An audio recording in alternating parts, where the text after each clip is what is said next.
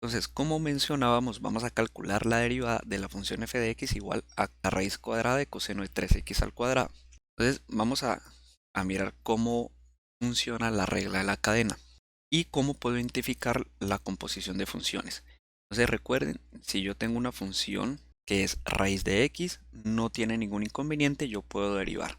Pero si a la x yo le hago un pequeño cambio, por ejemplo, agregarle un más 1, ya absolutamente cambia esta función, pues obviamente porque hay un más 1, pero ya tengo que verlo como una composición. O sea, apenas yo le hago un cambio a la x, ya tengo que pensar en la composición de funciones.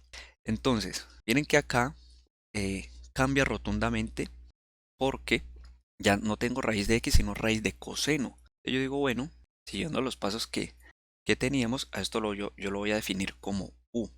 Ahora depende de u, porque sería raíz cuadrada de u. Entonces tengo este primer caso. Pero ahora miremos qué pasa con u.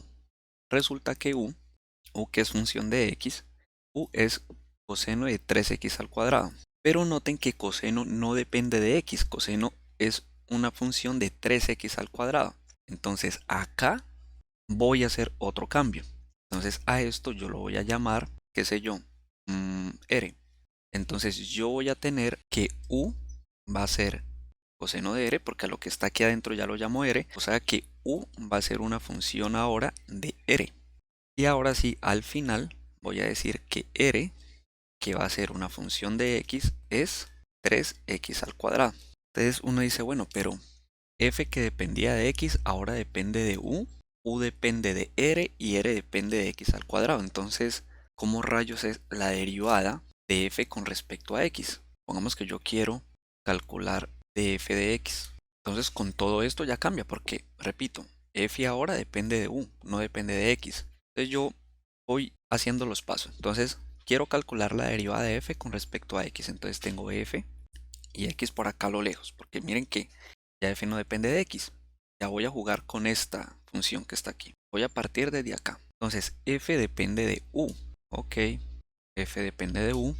Pero ahora vengo acá a esta otra función y digo u depende de r. Y al final r sí depende de x. Es función de x. Miren, f es función de u es función de r es función de x. Entonces, para hacer la derivada de f con respecto a x, yo tengo que hacer unas derivadas intermedias. Tengo que hacer la derivada de f con respecto a u, la derivada de u con respecto a r y después la derivada de r con respecto a x. Miren cómo amplía la regla de la cadena en comparación a los ejercicios que teníamos antes. Entonces, yo voy a decir la derivada de f con respecto a x no es más que la derivada de f con respecto a u. Te lo pongo aquí. La derivada de f con respecto a u.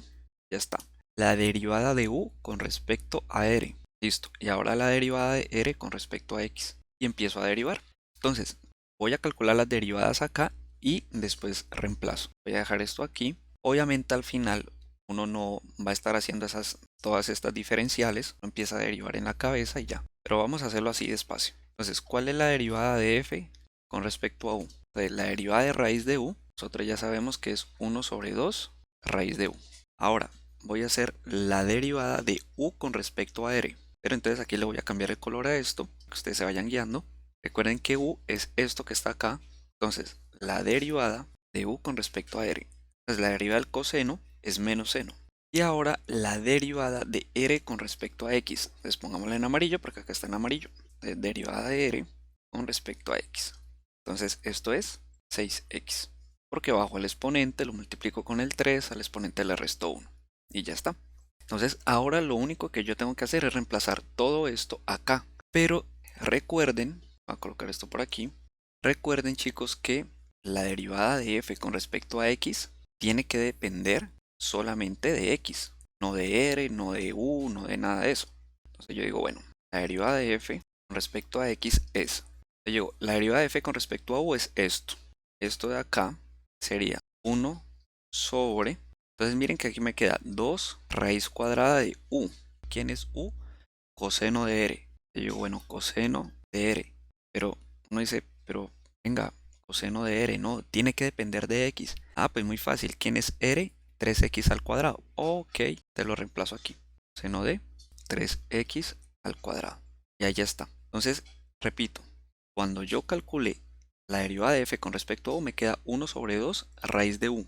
Pero u es coseno de r.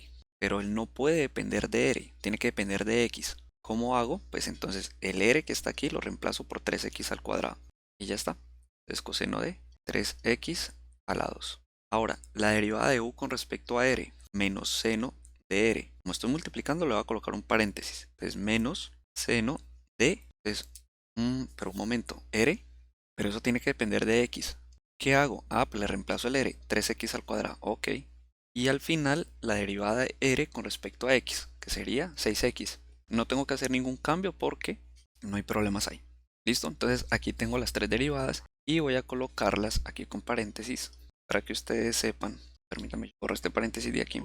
De x sería igual a qué. Entonces voy a colocar menos 6x seno de 3x al cuadrado sobre 2 raíz cuadrada de coseno de 3x al cuadrado. Y esa sería la derivada.